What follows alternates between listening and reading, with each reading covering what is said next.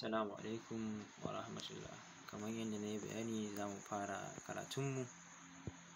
Ga application nan a cikin wayata mai suna Legend app kamar haka.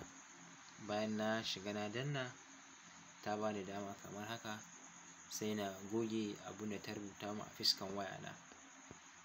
Idan na goge, sai na rubuta abin da nake so na rubuta, ko kuma rubutun da nake so na yi bayani a kan shi, ko kuma dai wani animation da nake so na ƙirƙira da kaina. Misali, ni za na rubuta Assalamu alaikum jama'an gidan nan. Bayan ka danna haka, ga alama nan na makin ya nuna, waccan nan makin ɗin sai ka danna. In ka danna ta haka nan, ta riga ta yi makin. So abu na gaba kuma da za mu yi shine, idan muna son mu ƙara hoto na baya, background picture, wanda zai tsaya a matsayin kamar wallpaper na baya, sai mu danna wurin da ke da alaman hoto hakan nan.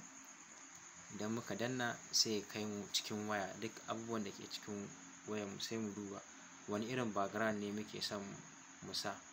Alal misali, so ga dai hotuna nan daban-daban a cikin wayana. So ina so in duba hoton da za na sa saboda mu ji daɗin aikin da za mu yi. Ina neman hoto ne wanda zai ɗan nuna abu mai kyau wanda za mu sa. Alal misali, na ɗauko wannan hoton da ita nake so na yi amfani da ita, mai alamar kwamfuta ɗin nan. Sai in danna waccan nan makin inda take sama, ga makin nan, sai in danna ta. To idan na danna ta, kun ga rubutun ta fito haka nan, Assalamu alaikum jama'an gidan nan. So inda aiki za ya fara shine, sai mu danna wannan da ya nuna alamar play, ga ta nan haka, sai mu danna ta. Wannan sai mu danna ta. Idan muka danna, zai ba mu dama daban-daban. Wanne ne za mu zaɓa, wani irin yanayin yawon animation ne za mu duba mu yi aiki da shi. Idan muna son mu canza kalon, ga kaloli nan daban-daban, sai wanda ka zaɓa a cikin wayanka. Misali, na ɗauka wannan kalan da ke da ja, kun ga rubutun ta canza ta koma ja. Idan ma na ɗauko wannan da ke da kalan yellow hakan nan, background ɗin za ta canza daga yadda take ta koma haka. So it depends yanayin abin da nake so na yi aiki da shi. So nan ƙasan shi ne wanda muka amfani da shi domin canza kala. Shi kuma saman nan, ga su nan su ma daban-daban.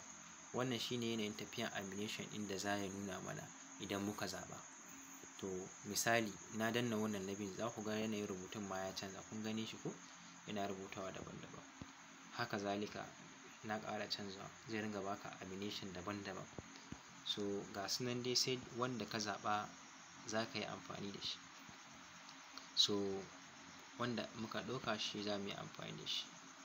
So ni dai alal misali zan ɗauka kamar wannan. Kun ga yanayin yadda wannan yake ko? Ko kuma in ɗauki wannan wanda zai zo kamar focus. So it depends dai, kamar dai da na ce, yanayin wanda ka ɗauka shi za ka yi amfani da shi, saboda animation ɗin suna nan daban-daban.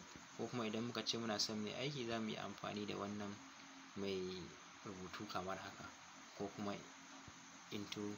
To da zaran duk dai wanda mutum ya ɗauka, idan ka riga ka ɗauka wanda kake so, so sai ka yi saving nashi. Kai kai saving nashi a wayanka. To insha Allah,